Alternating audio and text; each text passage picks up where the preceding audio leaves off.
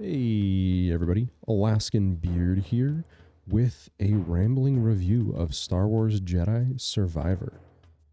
Star Wars Jedi Survivor is a game I played offline. I put about 22 hours into it, and I think my completion rate is like 73%. I think that includes like collectibles and exploration and whatever side quest rumors is what they're called in the game. And yeah, I just wanted to talk about it a little bit and kind of give my opinions. And I don't think there will be a score. There might be. I haven't really decided how this format's going to work yet. But the game is okay. The game is not good. The game is not bad. It's just okay. I'm going to start with the combat because that's the part of the game that was the closest to being great, I think. So I don't actually remember what the combat in the first game was like, so I'm just going to kind of ignore that and just base everything off of the second game. You have a block meter, as do your enemies. It acts kind of like your stamina bar in Sekiro, where if it's broken, you are stunned and your enemy or you can get in some hits. That part works really well, I think. It makes for some more in-depth combat and it just gives you more information, which is typically a good thing. The part that doesn't feel good is everything centered around it. You have parries, which will immediately drain a large chunk of an enemy's stamina bar. But the game isn't really intending for you to do that, it feels like.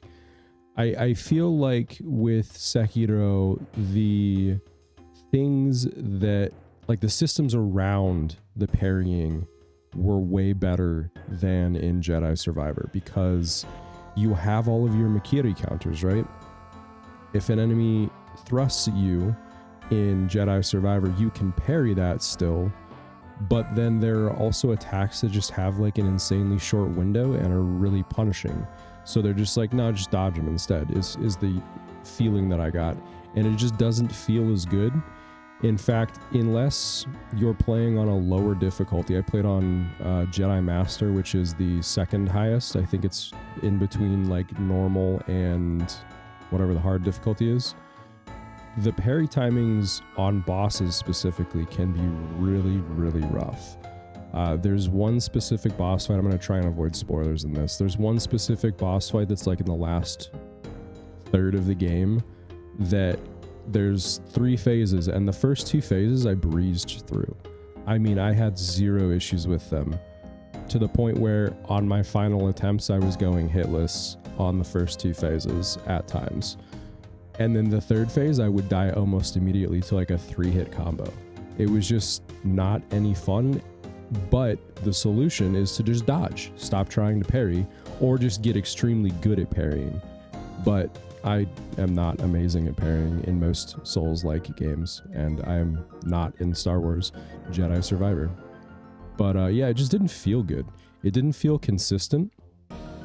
And the whole game, other than like the boss fights, is kind of this power fantasy where you can just, as long as you're playing well, just curb stomp basically every single enemy you come up to. But then to come up to some bosses that just have, rather than being like difficult to block and learn their attacks, they just curb stomp you in like 2 attacks. It just doesn't feel good. Mind you, this is with upgraded health. I grabbed a lot of collectibles that increase your health, and then I also put, like, that's the first skill tree I upgraded. So yeah, I don't know, the combat's just like, it's almost there. It really is. It just needs a little bit more emphasis on the parrying and then better systems around it. I don't think just dodging is a good alternative to parrying in this game. You can block, and it has similar effect in Sekiro where your block meter decreases, but it just didn't. Those 2 pieces are fine. Everything else just didn't quite feel there. The actual like hacking and slashing and stuff is fine. It's just the defensive pieces were not amazing in my opinion. And actually, now that I'm thinking about it, one thing that was distinctly like not very important in combat, I guess I'll say useful maybe, is the force powers. Like you get push, pull, you have a slow time special ability, and then you have a lightsaber throw. You can modify your lightsaber throw between different stances. But for the most part, like none of the fun force abilities are in the game. And I think that was the same for the first game. Like give me a Makiri counter where I jump up and like force jump over an enemy or something, or like give me an ability that does that, where if I do a successful parry, I can jump over them and do a backstab or something like that. I don't know. I feel like the use of force in combat was just like the bare minimum. And a game like Force Unleashed and Force Unleashed 2 did so much better jobs at giving you force powers to play with. And it's like, oh, but it's a dark side character game. Like, come on, give me some fun force powers at least. Don't get rid of the stims on the robot and let me force heal or something, you know? Like at least make me feel more Jedi-esque. And that's actually a good way to segue into the next point I want to make. The best part about this game is its setting. Like the only reason this game is better than like bad, I shouldn't say bad. It's not a bad game. The thing that elevates this game is its setting, right? It's Star Wars. You're a Jedi. Like it has all of the things we like. It has a ton of separatist troopers, like from what, Clone Wars? It has all the little bots that make quippy remarks and are hilarious to listen to. And like that adds so much to the atmosphere. It makes you feel like a much bigger part of everything. And yeah, that's like the high point for the game, and like the creatures and the aliens. But then the cowboy alien you meet has an Australian accent. I don't know why.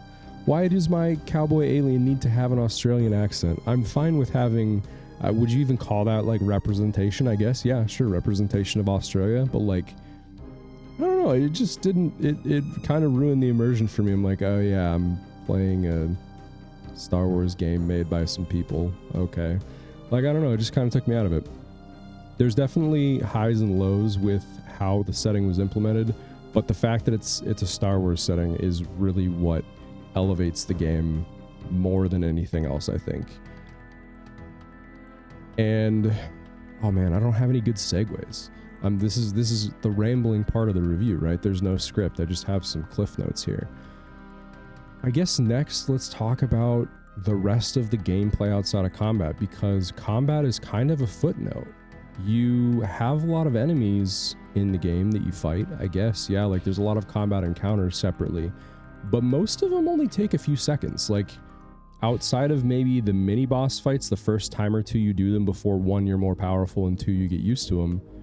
Everything else is just like 3 hits, 4 hits, or force push off of a cliff. So the rest of the game is basically just an Uncharted game. It's like platforming and running around, and it's kind of crappy. It's not good, I don't think. So for the first half of the game, you don't have a traversal ability that I guess I can just, it's a minor spoiler, I would say. You get the ability to dash, to force dash. So you can already force jump, which is your double jump.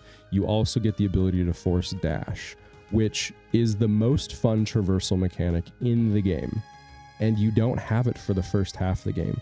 And that just doesn't feel good, in my opinion. I get that they're going for like the Metroidvania thing where they want to gate some content, but not having the most fun traversal ability in a game whose main gameplay is running around and traversing things, it's just kind of shitty. Like it's not that enjoyable. So there's that. Beyond that though, there's only one planet that has like real Metroidvania aspects. And that seems to be like a core concept of the game, is they're gating all of this content behind abilities you get. But when I say all of this content, I mean just like mediocre collectibles. Unless you're going for completion or you just really love the traversal of this game, there's zero incentive to go back to any of the other planets except for the main one, Kobo. And Kobo is like the only area of the game that actually is kind of designed as a Metroidvania. Like there's actually full areas with new rumors and side quests and fun stuff to do. Kobo's the only planet that has any of that gated behind abilities you get. Everything else, it's just like, oh, you got the movement ability 5, you can go get 1 additional collectible on this planet. And yeah, Kobo is a big part of the game, but it's probably only half of the game. So now we've got half of the game exists without the most fun traversal ability, and then half of the game exists without any Metroidvania aspects. And it's just, I don't know why they would design it like that. It just didn't feel that great. And then beyond that, it doesn't really feel fluid, and I'm not sure if it's the design or if it's your abilities. Like I wasn't able to, I'm not going to go back and replay this, the parts of the game. Like to experience it fresh, I would have to start over again, and I'm just not going to do that. But I wasn't sure in hindsight if I was having more fun because the areas were better designed, or if it's because I had more abilities. I think it's probably more that the areas were better designed, which is kind of weird for a game. I think most of the time you end up with more fleshed out areas towards the beginning.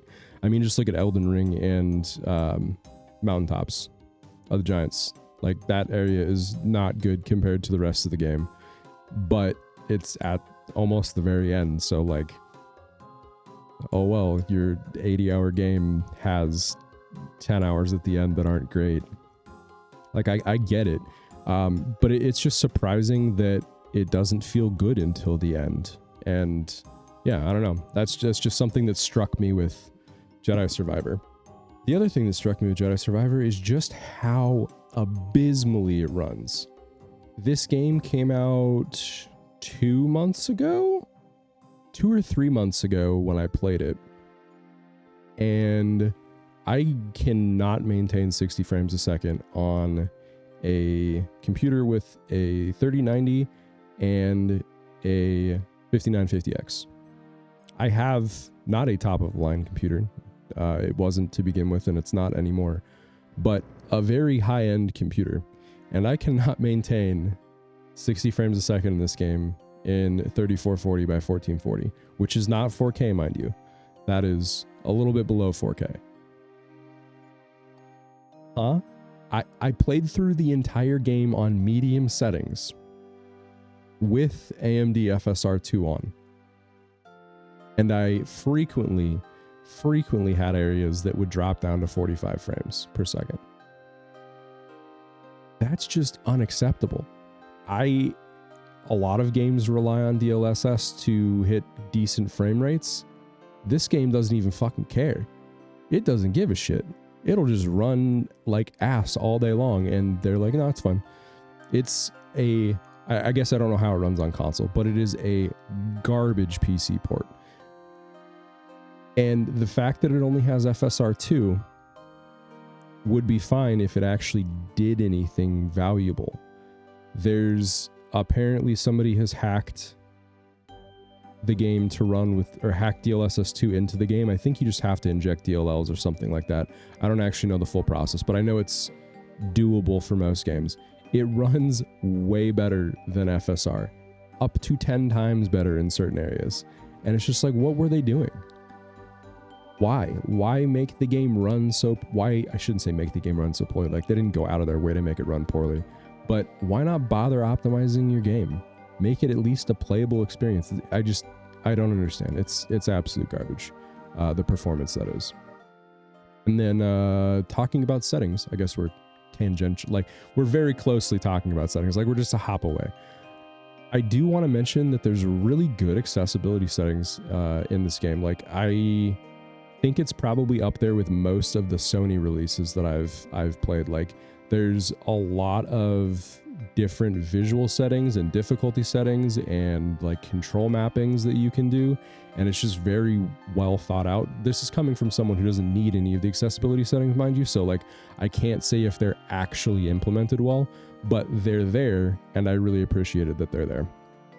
And then I think the last thing I want to touch on is the story itself, and it kind of sucks. Like, it's not that good. I do kind of want to keep the video spoiler free, but, and I'll make the executive decision. I'm going to keep the video spoiler free. There is a romance in the game that I am happy they did. I don't think it was done all of that well, but I'm happy that they did it. And then the villain in the game is not compelling at all. I just don't care about him, and like his motives don't really make sense, which is really kind of important to have a villain that you want to fight. Like, that is your motivation for doing things in universe, right? Is like there is an objective or a goal that you need to accomplish to go fight the villain, or the villain is standing in the way of you accomplishing whatever you're doing for your own reasons. And I don't care about him at all.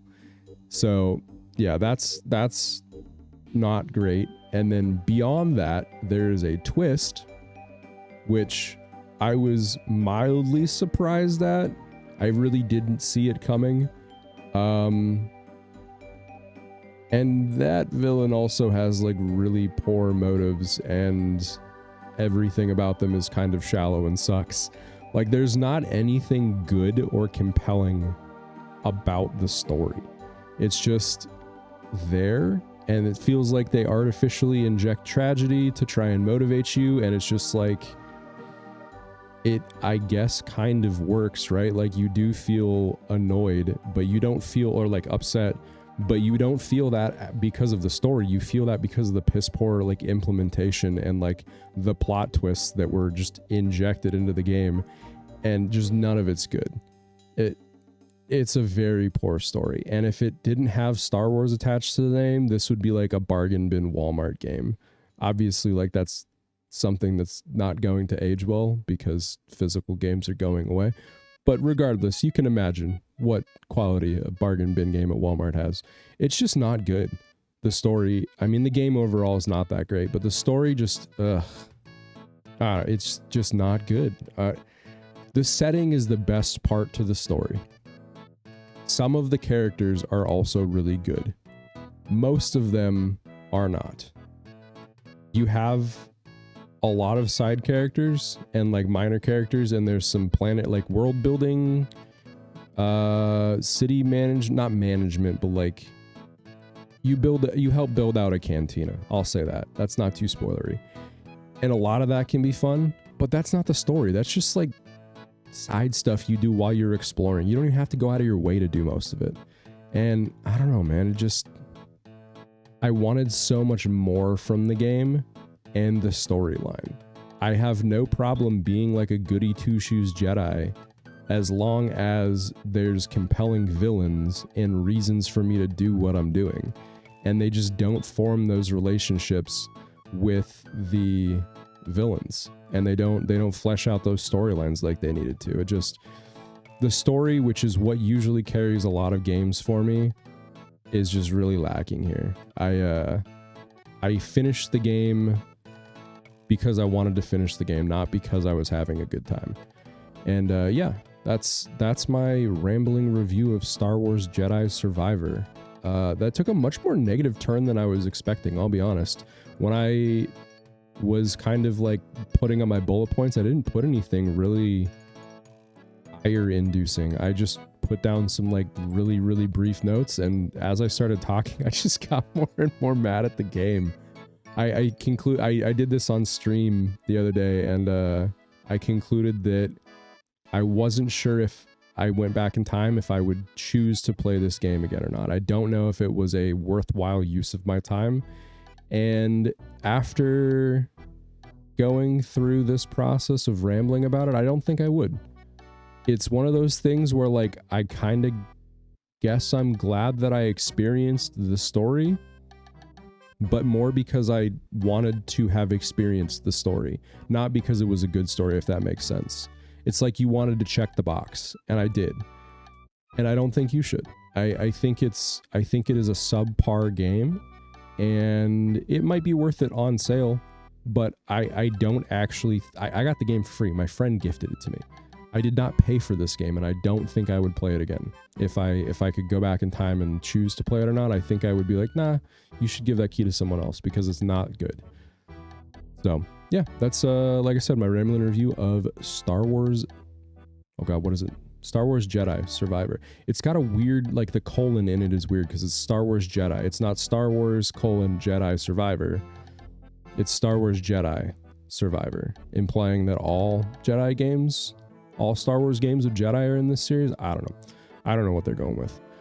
But yeah, thank you for watching. I'm probably going to do some more videos like this in the future. So if you enjoyed, go ahead and get subscribed.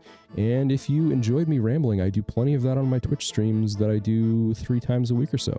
So feel free to check those out. I'll have the links in the description. And yeah, thanks for watching.